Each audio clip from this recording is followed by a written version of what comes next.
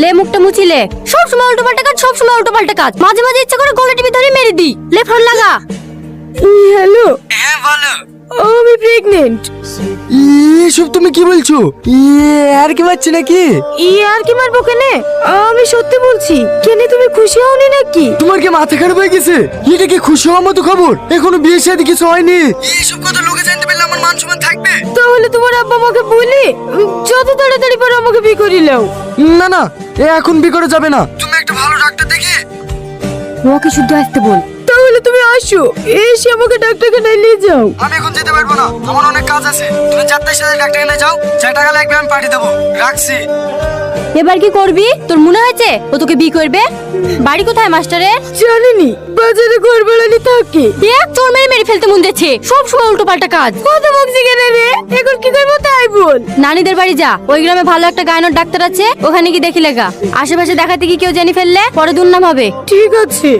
Lane, একা এসছো? তোমার হাজবেন্ড আসেনি? না। এই হলো ছেলেদের দোষ। বিয়ে হয়ে প্রথম প্রথম 2-6 মাস খুব ভালোবাসবে, 1-2 বছর হয়ে গেলে সব ভালোবাসা হারিয়ে যায়। 6 নাম্বার সুপর্ণা বিশ্বাস। আমি ভিতরে আসুন। আপনার কয় নাম্বার?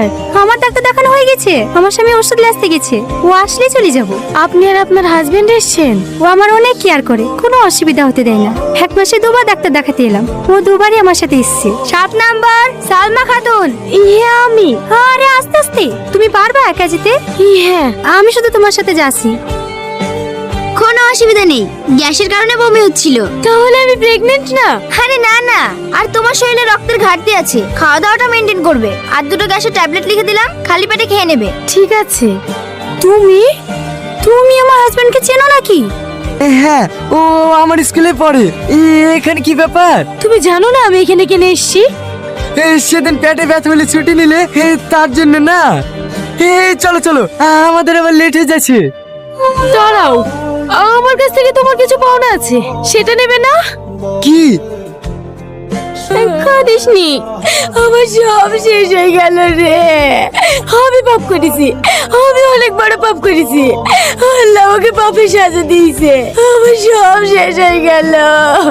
কাঁদিসনি, এখনো কিচ্ছু শেষ হয়নি। তুই তো এখনো ডিভোর্স পেপার পাঠাসনি। টনিকে সব খুলে বল, আমার বিশ্বাস ও তোকে ফিরে নেবে। না রে বোন, ওর সাথে আমি যা করেছি, ওর আমাকে জীবনে মেনে নেবে না। আমার শ্বশুর শাশুড়ি আমাকে মেয়ের থেকে বেশি ভালোবাসতো। আর আমি সেই শ্বশুরকে। কি করছিস? তুই একটু শান্ত দে, মোবাইলটা আমাকে দে, আমি ফোন করছি। বাড়িতে কেউ আছেন?